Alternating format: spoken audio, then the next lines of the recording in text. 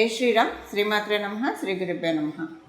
2024 సంవత్సరం జూలై 28వ తారీఖు నుంచి 2024 సంవత్సరం ఆగస్టు 3వ తారీఖు వరకు కూడా వార ఫలితాలు ద్వాదశ రాశుల వాళ్ళకి మరియు ద్వాదశ లగ్నాల వాళ్ళకి ఈ రాశి ఫలితాలు ప్రసాదించే గ్రహదేవతల యొక్క గ్రహ గమనాలు ఒకసారి చూద్దాం. వృషభ రాశిలో మంగళ గురు సంచారం, కర్కాటక రాశిలో రవి శుక్రుల సంచారం. శుక్రాచార్యుల వారు కర్కాటక రాశిలోంచి ఈ ఆగస్టు నెల ఫస్ట్ తారీఖు నుంచి సింహరాశిలోకి అడుగుపెట్టబోతూ ఉన్నారు. అక్కడ బుధుడి సంచారం సింహరాశిలో ఉంది. కేతు యొక్క సంచారం కన్యారాశిలో, వక్రించిన శనైశ్వరుడు కుంభరాశిలో ఉన్నాడు. అలాగే రాహుదేవుని సంచారం మీనరాశిలో జరుగుతూ ఉంది. అన్ని రాశుల్ని వేగవంతంగా చుట్టూ వచ్చే చంద్రభగవానుడు మేషరాశి నుంచి మిథున రాశి వరకు ఈ వారం మొత్తం కూడా ఆయన సంచారం సాగిస్తూ ఉన్నారు. ఈ వార ఫలాలు తెలుసుకోవడానికి ముందుగా ఒక చిన్న క్లారిఫికేషను, అందరికీ ఉండే సందేహము. ఇప్పుడు కొంతమందికి వాళ్ళ రాశి తెలుస్తుంది, కొంతమందికి వాళ్ళ లగ్నము రాశి రెండు తెలుస్తాయి. మీ లగ్నం, మీ జన్మ లగ్నం మీకు తెలిసి, మీ జన్మరాశి మీకు తెలిస్తే మీ రాశి ప్రకారం మీరు రాశి ఫలితాలు చూసుకుంటారు.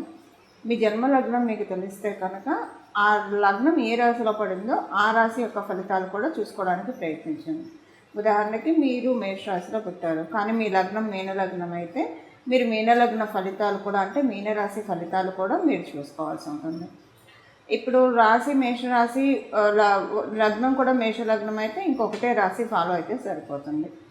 ఇప్పుడు దీంట్లో బెనిఫిట్ ఏమవుతుందంటే లగ్నం ఏ రాశి అయిందో అది చూసుకోవడము, మన రాశి చూసుకోవడం వల్ల రెండిట్లో పాయింట్స్ని మనం ఎక్స్ట్రాక్ట్ చేసుకోవాలి. ఇప్పుడు మేషరాశి సపోజ్ ఏదైనా రాశి వాడికి బాగాలేదన్నారు అనుకోండి, మీ లగ్నం పడ్డ రాశి బాగుంది అనుకోండి, అప్పుడు అది యావరేజ్గా వెళ్తుందని మీరు అర్థం చేసుకోవాలి. రెండు బాగుంటే చాలా బాగా ఉంటుంది, రెమెడీస్ చేసుకుంటే ఇంకా చాలా బాగా ఉంటుంది. రెండిట్లో బాగోకపోతే ఖచ్చితంగా రెమెడీస్ చేసుకోవాలని అర్థం. అయితే దీనికి తోడు మనం మీ జన్మ గ్రహస్థితిని కూడా పరిశీలించాలి. మీ జన్మజాతకం ప్రజెంట్ బాగుందనుకోండి, గోచారంలో బాగోకపోతే అది పెద్దగా ఇంపాక్ట్ ఏం చూపించదు, మీకు బాగుంటుంది. ఒకవేళ మీ జన్మజాతకం బాగోకపోతే గోచారంలో బాగుంటే అప్పుడు మీకు గోచారం మిమ్మల్ని కాపాడుతుంది, అంటే బాగోలేదు అన్న దాని నుంచి మిమ్మల్ని బయటపడేస్తుంది. జన్మజాతకము బాగాలేదు, గోచారము బాగాలేదంటే కొంచెం జాగ్రత్త వహించాలి.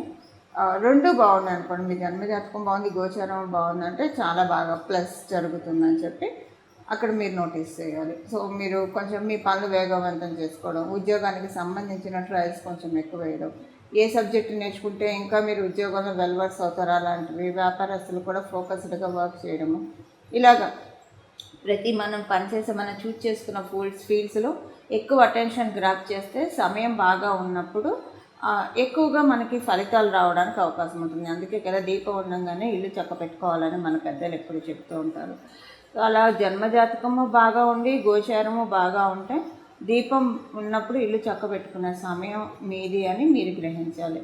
మీ పనులన్నీ కూడా మీరు ఫాస్ట్గా చేసుకుంటూ ఎక్కడా కూడా జాప్యం చేయకుండా చేసుకుంటూ ఉంటే చాలా బాగా ఉంటుంది. ఇప్పుడు మనం ద్వాదశ రాశుల వాళ్ళకి రాశి ఫలితాలు ఏ విధంగా ఈ వారం ఉండబోతుందో ఒకసారి చూద్దాం. ఈ వారము గోచార గ్రహస్థితిలో ఒక విశేష అంశం ఉంది, అది ఒకసారి మనం పరిశీలిద్దాము.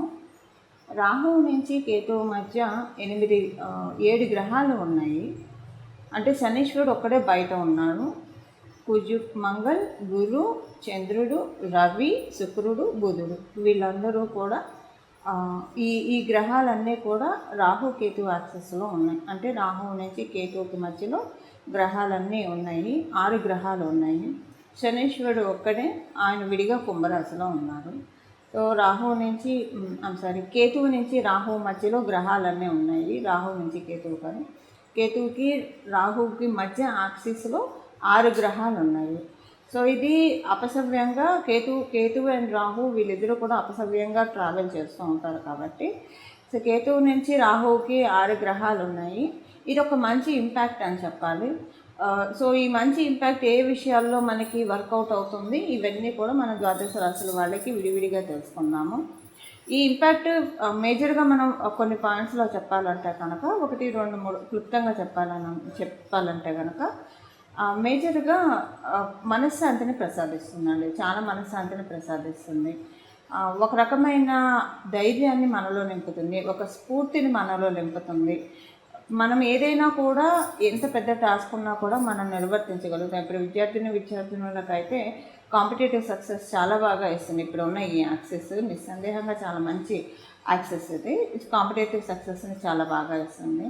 అదే విద్యార్థులకి ఇప్పుడు లైఫ్లో ప్రతి ఒక్కరం కూడా ప్రతి విషయాన్ని కంపీట్ చేసుకుంటూ వెళ్ళాలి మన లైఫ్లో. సో అలా కంపీట్ చేసుకుంటూ వెళ్ళడానికి కూడా ఇప్పుడు గోచారంలో కేతువుకి మరియు రాహువుకి మధ్యలో గ్రహస్థితులు అన్నీ కూడా, లేదా రాహువు నుంచి కేతువుకి మధ్యలో 6 గ్రహాలు ఉన్నాయి. ఇవన్నీ కూడా వీటన్నిటికీ కూడా సపోర్ట్ చేస్తుంది. శనీశ్వరుడు ఒక్కడు బయట ఉన్నాడు. సో ఇది ఒక గుడ్ కాంబో అని చెప్పాలి. ఎందుకంటే వీళ్ళిద్దరూ అపసవ్య మార్గంలో వెళ్తాడు. కేతువు తర్వాత కన్యారాశి నుంచి తులారాశికి వెళ్ళాడు, సింహరాశికి వస్తాడు. రాహువు తర్వాత మీనరాశి నుంచి మేషరాశికి వెళ్ళాడు, ఆయన వచ్చేది కుంభరాశిలోకి వస్తారు. సో ఇప్పుడు అపసవ్యంలో గ్రహాలన్నీ, అంటే ఈ రాహుకేతు యాక్సిస్లో అపసవ్యంలో గ్రహాలన్నీ ఉన్నాయి కాబట్టి ఇది ఒక మంచి స్ఫూర్తిని, ధైర్యాన్ని తెస్తుందండి. చాలా విషయాల్లో చాలామందికి ఏదన్నా చేద్దామని వాళ్ళు వెనకంచి వేసుకొని ఉన్నా, లేదా ఇన్నాళ్ళు వాళ్ళు ఎంత ఎఫర్ట్ పెడుతున్నా వాళ్ళకి సరైన గ్రోత్ రాలేదని అనుకున్న వాళ్ళకి ఇలా అందరికీ కూడా చాలా మంచి శుభ ఫలితాన్ని ఇప్పుడు ప్రజెంట్ అందించబోతున్నాయి గోచరంలో ఉన్న గ్రహ దేవతలు. ఇప్పుడు మనం విడివిడిగా ఒక్కొక్క రాశుల వాళ్ళకి ఈ ఇంపాక్ట్ ఏ విషయాల్లో మంచి చేయబోతున్న అంశం మనం ఇక్కడ చూద్దాము. కుంభరాశిలో పుట్టిన వాళ్ళకి మరియు కుంభలగ్నంలో పుట్టిన వాళ్ళకి ఈ వారం జర్నీస్ ఎక్కువ చేస్తారు. మీరు చేసే జర్నీస్ ఫ్రూట్ఫుల్గానే ఉంటాయి, ఇబ్బందులు అయితే తలెత్తవు. కానీ జర్నీ ఎందుకో మీరు పూర్తిగా ఇష్టంతో అయితే చేయరు. అది షార్ట్ జర్నీ కావచ్చు, లాంగ్ జర్నీ కావచ్చు. ఇప్పుడు వెళ్ళాలా అంటే అక్కడ ఆరోగ్యం బాగోలేక కాదు, ఆరోగ్యం చక్కగా ఉంటుంది. ఫినాన్షియల్గా ఇబ్బంది అని కాదు, ఫినాన్షియల్గా చాలా బాగా ఉంటుంది. బట్ ఎందుకు ఈసారి మటుకు మీరు జర్నీ అయితే ఇష్టపూర్వకంగా చేయరు.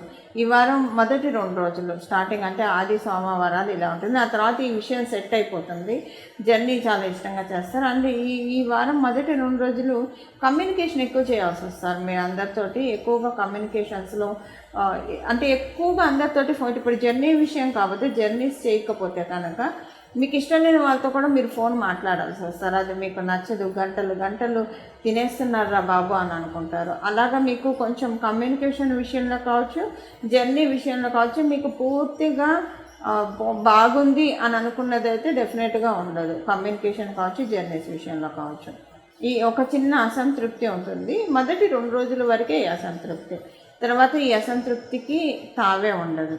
ఇంట్లో అయితే అనుకూలమైన పరిస్థితులు ఉంటాయి. ఆర్థికంగా కావచ్చు చాలా మంచి శుభ సమయం. ఇంట్లో మీకు మరియు ఇంట్లోని వాళ్ళకి కూడా ఆర్థికంగా కొన్ని మంచి శుభాంశాలు చోటు చేసుకున్న సమయం. మీరు వ్యాపారస్తులు అయితే కనుక ఇప్పుడు ఈ వారం ఉన్న గోచార గ్రహస్థితులు మీకు ప్లస్ చేయట్లేదు, మైనస్ చేయట్లేదు. కాకపోతే వ్యాపారస్తులకి ఈ వారం ఒక విషయం ఏంటంటే ఒక మంచి సక్సెస్ అయితే డెఫినెట్గా ఉంటుంది ఈ వారం.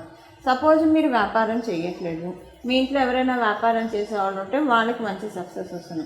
అసలు మీరు విద్యార్థులు తల్లిదండ్రులు ఇప్పుడు మీ పిల్లలు కనుక కుంభరాశి కుంభలగ్నంలో పుట్టి ఉంటే, మీరు కనుక మీ ఇద్దరిలో ఎవరైనా బిజినెస్ చేస్తుంటే అందులో చాలా బాగా ఉంటుంది. సో ఇప్పుడు మీరు విద్యార్థులు తల్లిదండ్రులు ఇద్దరు కూడా బిజినెస్ చేయట్లేదు, ఉద్యోగమే చేస్తున్నారు అన్నప్పుడు ఈ పాయింట్ అంత పెద్ద వ్యాలిడ్ కాదు, మీరు ఇగ్నోర్ చేయొచ్చు.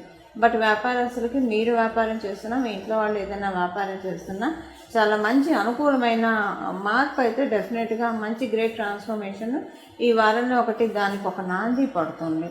అది ఇంకా మన ఉద్యోగస్తులకి చాలా అనుకూలంగా ఉంది. ఉద్యోగస్తులకి జీవం పడుతుంది, వాళ్ళు చేసే ఉద్యోగ ప్రదేశంలో జీవం పడుతుంది. ఆడవాళ్ళ సహాయ సహకారాలు ఉంటాయి. ఒకవేళ సపోజ్ మీకు లేడీ బాస్ ఉంటే కనుక చాలా చక్కటి అప్రిషియేషన్ అందుకుంటారు, మీరు ఆవిడ నుంచి అప్రిషియేట్ అందుకుంటారు. మీ ఉన్నతికి మీ ప్రోగ్రెషన్కి డెఫినెట్గా వెన్నుతట్టి ప్రోత్సహించే వాళ్ళు మీ చుట్టూ ఎక్కువ మంది కనిపిస్తారు ఉద్యోగస్తులందరికీ. అలాగే మీరు ఏదైనా ఒక కొత్త కోర్సు నేర్చుకొని మీరు చేస్తున్న కెరియర్లో ఇంకా ఎక్స్పాండ్ అవ్వాలని అనుకుంటే కనుక డెఫినెట్గా ఇప్పుడున్న గోచారం చాలా సహకారం అందజేస్తుంది. దానికి మీరు కావాల్సిన ప్రయత్నాలన్నీ చేయండి. మీరు విద్యార్థులు అయితే మీకు కాంపిటేటివ్ సక్సెస్ చాలా బాగా ఉంది. ఏదైనా మంచి ఏ సబ్జెక్టు నేర్చుకుంటే మీకు బాగుంటుంది అన్న క్లారిటీ, ట్రాన్స్పరెన్సీ ఇదంతా కూడా మీకు ఇప్పుడు డెస్టినీ కలగజేస్తుంది.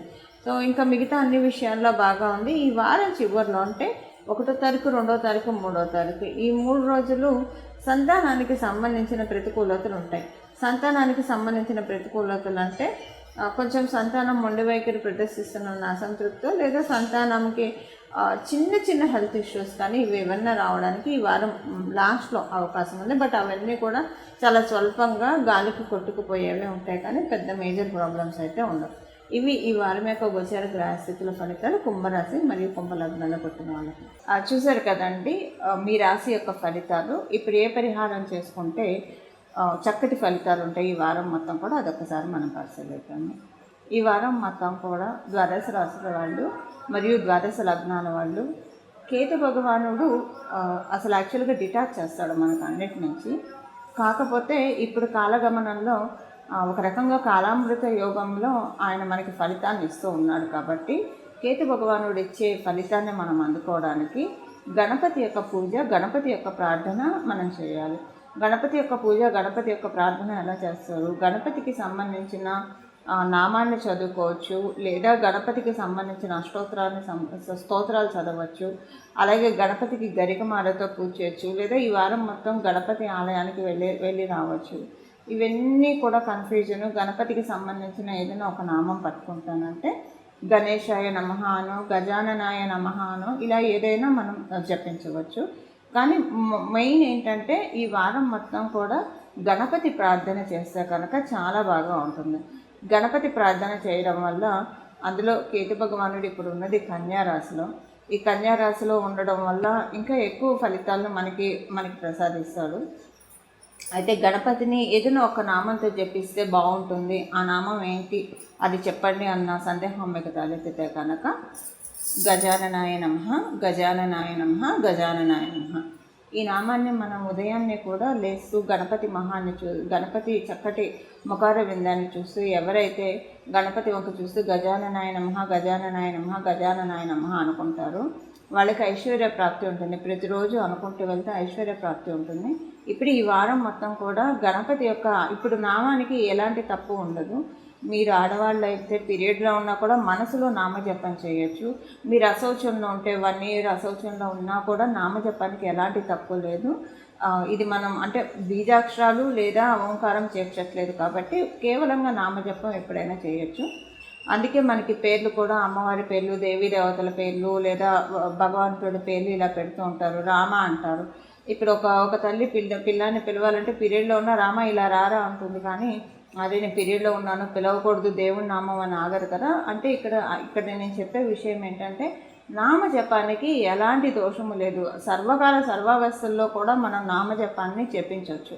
సో అలా గజాననాయ నమః, గజాననాయ నమః, గజాననాయ నమః అనే ఈ నామాన్ని కనుక జపిస్తే కనుక చాలా చక్కటి ఫలితాలు మనకి లభిస్తాయి. సో ఈ వారం అంతా కూడా గజాననాయ నమః, గజాననాయ నమః, గజాననాయ నమః అనే నామాన్ని జపిస్తారా, లేదా గణపతికి సంబంధించిన మీకు ఇంకా ఏదైనా ఒక నామాన్ని మీరు పట్టుకున్నా సరే చక్కటి ఫలితాలు ఉంటాయి. ఇలా గణపతిని ఈ వారం మనం ఆశ్రయిద్దాము. మన జీవితంలో ఉన్న ఆటంకాలన్నీ కూడా ఆయన చిటికలో తొలగించేస్తారు. ఆదో పూజో గణాధిపః అని చెప్తారు. మొదటగా గణపతినే మనం పూజిస్తాము. సో మనం ప్రతిరోజు గణపతి యొక్క నామస్మరణ చేస్తే కనుక ఈ వారము చాలా అంటే చాలా చక్కటి శుభ ఫలితాలు మనందరికీ కూడా తటస్థిస్తాయి. మంగళం. నమో భగవతే వాసుదేవాయ.